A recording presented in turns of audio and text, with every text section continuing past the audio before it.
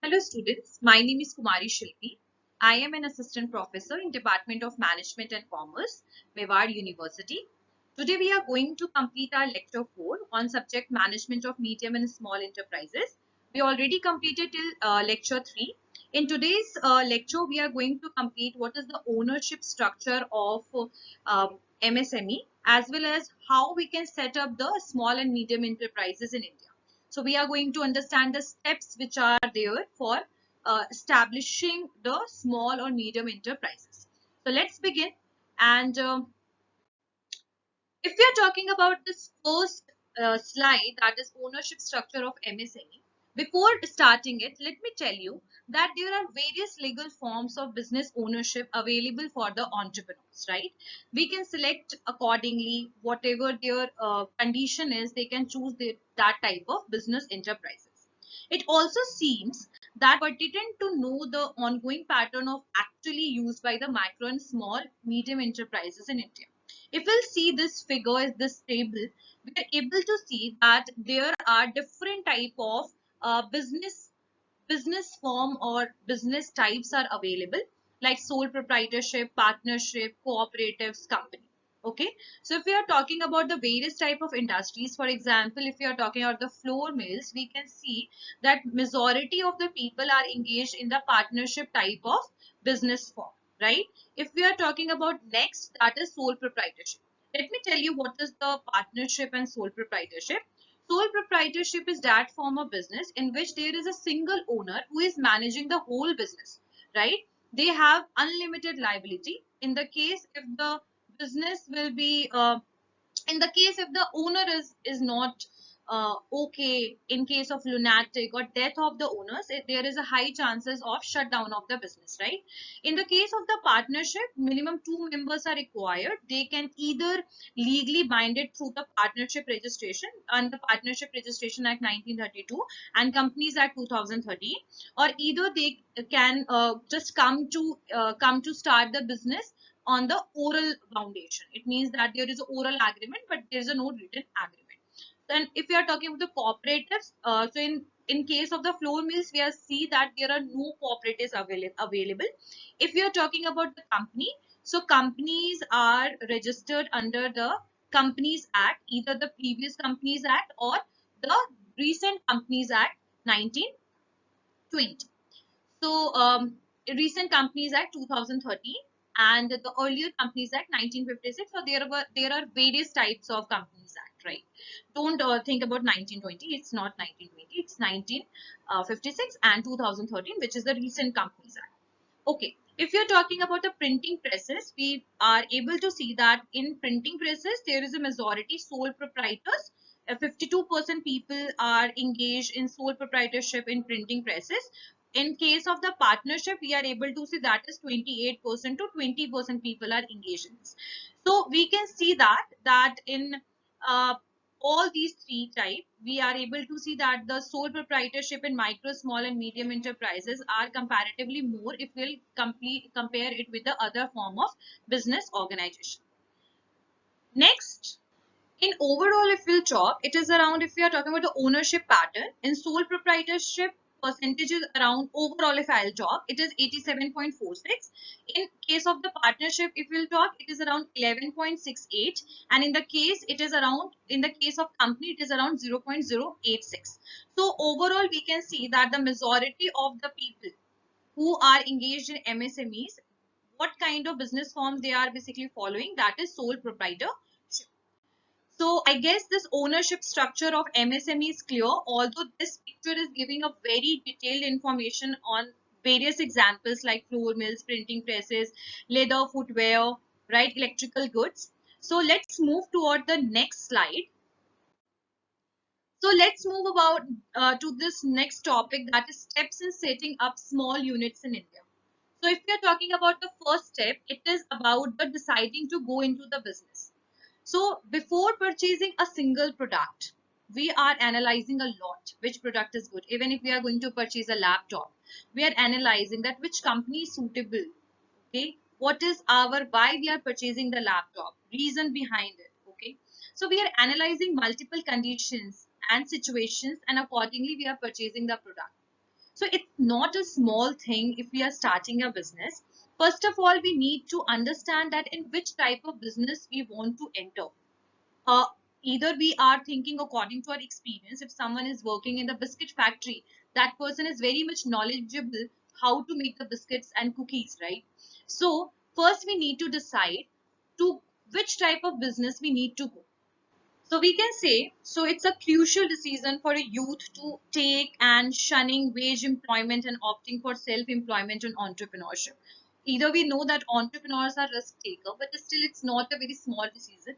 We have to analyze a lot. We have to understand the market scenario, demand of the consumers, existing entrepreneurs or startups, what is the condition of that. So accordingly, we have to decide to which business is okay to go, right? Next one is analyzing the strength and weaknesses. So if you are becoming an entrepreneur, the young person has to analyze his or her strength, weaknesses, their specialization, their expertise, right? Their knowledge, their skills, and they have to, it is going to enable them to know what type, size of business would be the most suitable. So this is the second step, analyze the strength and weaknesses of the entrepreneurs himself as well as the market scenario, the situation. Okay. Next one is product selection. So the next step is to decide that what business to venture into, right? The product or range of product shall be taken according to the manufacturer, what quantity we need to produce, the level of activity, help in deciding size of business, form of ownership. One could generate so many project ideas through environmental scanning, short list of few items, closely examine each and every product, try to just compare the products, what is happening in this type of product, what kind of scenario of these kind of product is there, this is a good option. So we have to examine each and everything very clearly, and at from the zero level we have to start, we can say we have to start thinking from the scratch, right? Next step is market survey. If we are talking about the market survey, it is easy to manufacture an item but it is difficult to sell. So we have to very prudent to survey the market before embarking upon the production and satisfy the product chosen in demand changes in product design required, right? So determining the demand and supply gap, what kind of product consumers are looking for, what kind of competition is there in the market, what potential share of the market can be possible for us, and pricing and other distribution policies. We can say in short that we have to analyze the whole market scenario. We have to analyze the 7 and 4 P's. Now we have 9 P's. We have to analyze, we have to do the market survey, market research, which is very much required. So these 4 steps, I guess, is clear. Deciding to go into business, which business is okay, what is my strength, weaknesses, if I am an entrepreneur and I am going to start the business, small setup of the business, what kind of product I require to sell, and doing the market survey related to that product, that if I'm going to produce that product, is it possible to sell it properly, can I capture the market share. So these are the 4 steps. Let's move toward the next steps, that is form of ownership. Now we have to understand that if we are starting a business, what kind of business structure we are going to follow. We are going to constitute it as a sole proprietorship, limited company like public company, private company, cooperative society. So we, it's totally depend upon the type and size of the your business. If you are going to start in a very small scale, then sole proprietor is fine. But if you want to start in the medium scale, then you can also start with the public or private company. So one may can decide the type of ownership based on the resources available, as well as we have also need to think about the taxes, that how much tax we need to pay to the government. Let's move toward the next step, that is location. So if we are talking about the location, we have to decide that at which place our business need to be located. That is a very crucial decision we need to take. Will it is be hired, we need to purchase the property, what will be the size of the plot. So everything we need to identify it. Is it useful to determine that which machinery and equipment need to be installed? So location is basically help you to get the resources quickly, as well as it is also one of the reason for delaying the resources and selling the product. If the company is situated in that place where getting resources is difficult. That is a very biggest drawback for any of the business. So location is a very crucial decision, that from where we have to operate the business. If we are talking about the next step, that is about machinery and equipment. So choosing the technology is the next step, and it is totally depend upon the product, obviously, that which product we are going to manufacture.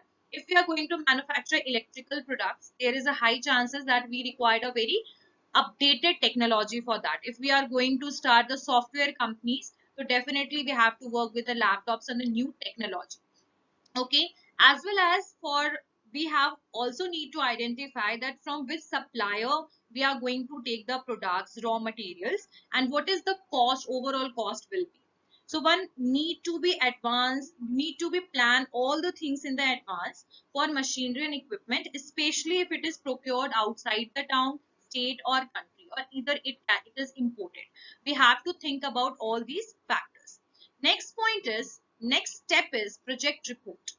So the economic viability and technical feasibility of the product selected has to be established through the project report. So project report may now be prepared with the helping or in formulating the financial, production, marketing, management plan. It is also be useful in obtaining the finance, shade, power, registration, raw material quotas, etc. So the project report is basically the outline that what cost we are going to incur in setting the enterprises, all the financial statement, marketing scenario, production scenario, which will give a idea about it, how we can start or set up the business. Let's move toward the next step, that is finance. So money is a very important factor. So that is the reason that we have so many loan facilities like Smile project is there, who are providing the soft loan to the MSMEs, entrepreneurs. So money is not a big problem in India nowadays because of various incentives and the collateral free loans and subsidies are available from the government side. So but still there is a problem too. If we are talking about so many rural areas, they are unaware about the various schemes which is provided by the government. We will also cover all those schemes what are which is going to be there in your subject. In this subject we will cover each and every benefits and schemes which is provided by the government. So, but an entrepreneur, if we are talking about finance, entrepreneur has to take certain steps. It's a very big risk because we are just entering in the market where there is a high competition. So under the TRISEM, CU schemes, entrepreneurs are eligible for getting the margin monies and subsidies. There are so many financial agencies nowadays who are providing the loans and facilities. So next step is finance, which is basically a crucial step for setting up the small unit in India. Next, if we are talking about the power connection, so basically power connection site should be there where there is an adequate power connection. If there is no adequate power connection, it is impossible to run the factory or a small business. If we are indulging any of the manufacturing industry, machineries can be run on power backups, but not for the long time. So adequate power supply is required. And if there is no adequate, we need to arrange if it is possible. So power connection is important thing. Next one is installation of machinery. So once the finance is arranged, everything is clear, report is ready, we are totally started with the implementation of work, we require to install the machinery for the procurement and for starting the manufacturing process. Once the installation of machinery is done, then we can move toward the next step, that is recruitment of manpower. So once machines are installed, now there is a next step, the next resource which is required, that is manpower. So we, according to the products which we are producing, we require the type of manpower like skilled, semi-skilled, unskilled, administrative, expertise. So we are required according to the production of goods and the availability of the labors too. So we have to determine the labors, sources of getting the labors, where from where we can recruit. Possibly the labor can be trained by the entrepreneur premises, or either we can do it from the training establishment by making the contract with the various training institutes. So these are all the steps of setting up small unit in India. Hope you guys understand all the terms of this lecture. Thank you so much.